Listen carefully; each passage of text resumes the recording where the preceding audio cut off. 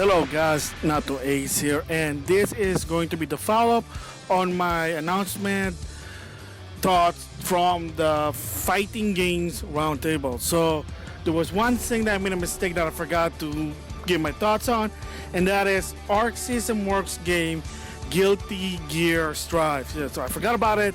They were the last one to make the announcement of not one but two characters that's going to be in the latest game.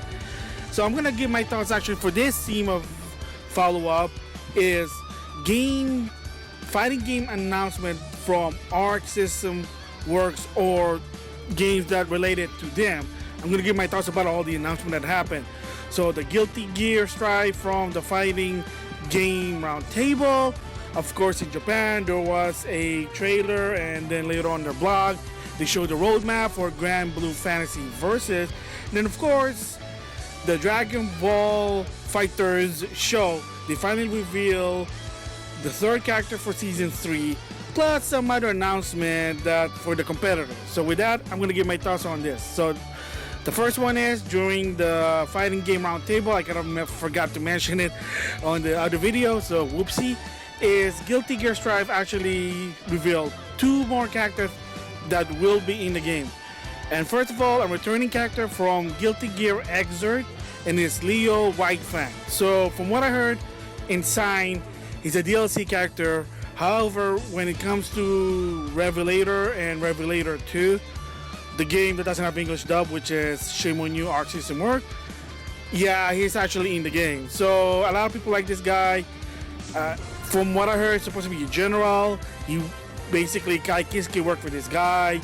So it's a guy with some sort of dual sword that looks like a cross, and it's supposed to be like an emperor from what I heard. So I don't know much about it, but a lot of people do like playing as this guy. And then the other reveal, which is surprisingly, they actually finally reveal a new character that will be in Guilty Gear Strive. And of course, if you remember in EVO 2019, when they showed the first teaser trailer for Guilty Gear Strive, there was a black samurai. No one knows who this one is. They're not talking about it until now. And that is, they finally revealed this black samurai, and his name is Nagoriyuki. So technically, it's supposed to be, according to Arc System Work, he's a vampire samurai. So apparently, maybe related to Slayer, who's a vampire. And this samurai vampire uses a sword, a special sword. And there you go. I mean, you know how Guilty Gear games are, they look like rockishly anime-ish. So anyway, there you go. So those are the 2 characters. I think it's a good choice to some extent. Leo Whitefang, I heard a lot of people like it. Then of course, a good thing that you do put new characters in, at least 1 or 2 new characters. At least you gotta add in new characters on any new fighting game. Just saying there. And in the long run, sooner or later, you can do a everyone is here, but that's going to be a different story there. And of course, if you already heard, the game will have netcode rollback, so people are already happy about that. And of course, it will also have English dub for the casual, which is, I'm happy because I'm still kind of on Rev and Rev 2 not having English dub, plus Central Fiction. I know at least Cross-Tag Battle was rectified, and then of course in Guilty Gear Strive will also be rectified, so thank you for that one. Of course, it got delayed to 2021 due to, well, because of the pandemic, because the reception wasn't that good. But the other feature is now it's revealed, not only it's going to be in the PS4, it will be on Steam and PS5. So yes, Guilty Gear Strive will be one of those games called cross-generation. So again, we'll have to wait and see in 2021, hopefully by this, in real life situation finally diminished, but who knows. But yeah, I mean, there you go. So everybody's happy. My thoughts about it, good choices. I think they look good.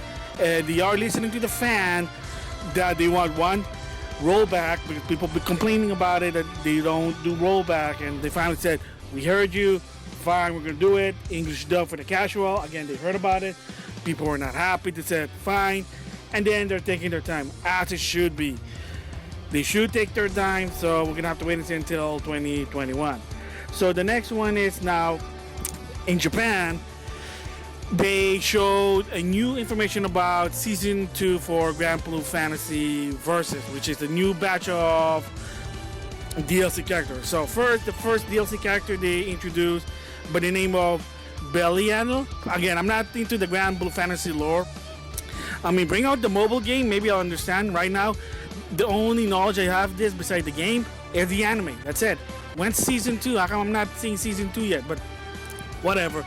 So a new character finally gonna reveal starting on September, from what I heard. This one's gonna come in September. Of course, they have also announced new balance changes, whatever, the competitive scene. And then of course they're gonna have some new stuff, and apparently they're gonna improve the online. But remember, this game is still delay based. Again, it is what it is, whatever. And then of course in October they're gonna release another new character by the name of Cagliostro. So apparently another character, I have no idea, but I will link it to another YouTuber by the name of Coefficient. He knows about the Granblue Fantasy Versus lore, or the Granblue Fantasy lore itself, so I highly recommend watching him if you want to know about Granblue Fantasy. And then apparently they have new characters on December, and then so on. But they also showed a roadmap. So kind of like Street Fighter V summer update, even Granblue Fantasy Versus have a roadmap, which is good. I think that should be like an industry standard. You do a roadmap, and if there is some anomaly, just be transparent about the anomaly. That's all I'm just asking. There's a lot of people are asking. And I know Street Fighter V, the first season, they actually had a roadmap, but in there, for strange reason, from season 2 to season 4, there was no roadmap, which I don't know why. And then finally, because of the new people running, roadmap. Have at least some sort of roadmap, even so there's a problem. If there is sort of a problem, let them know what's going on, and there you go. I mean, in the case with season 1 for Street Fighter V, there was some anomaly with the roadmap.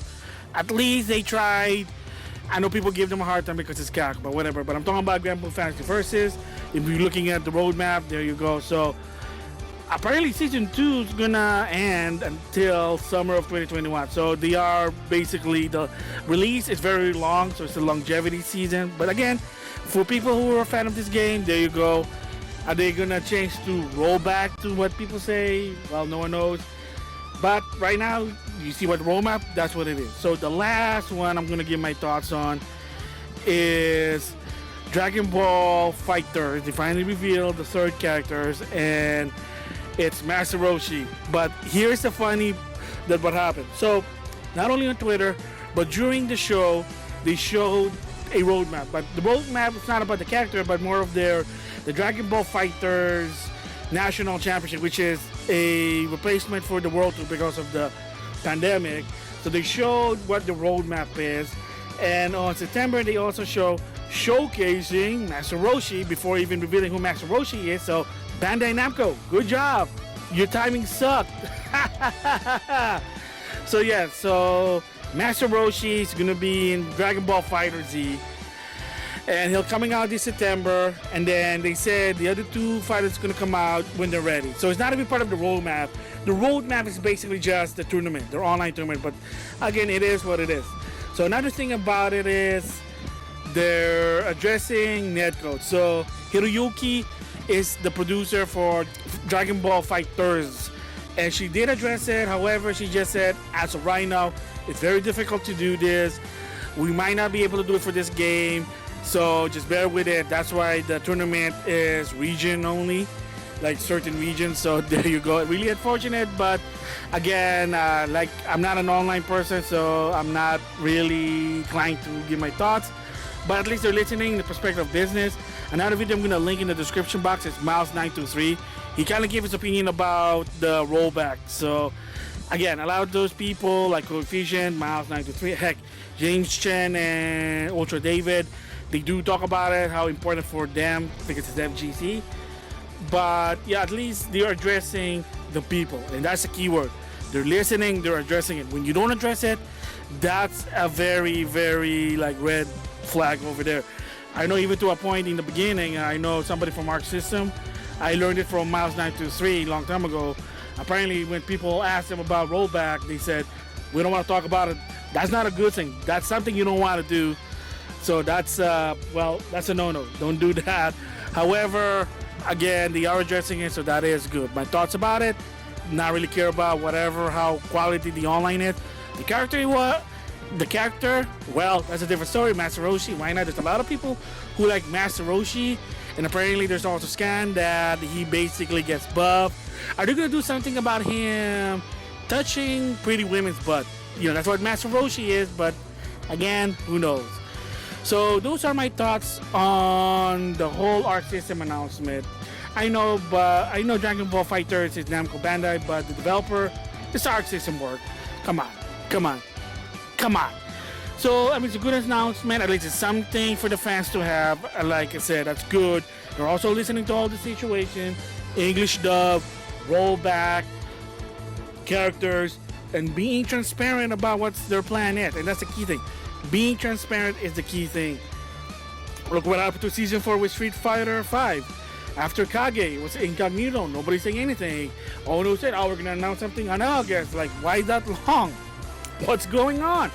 What's the roadmap? Why are you taking too long? I mean, like, seriously? Like, something? I mean, so, hope they learned that lesson with Season 5. So, but again, so yeah, there you go. My thoughts about it. I think it's good for the people or support about this game. So, we'll just have to wait and see. So, with that, I'll see you guys later.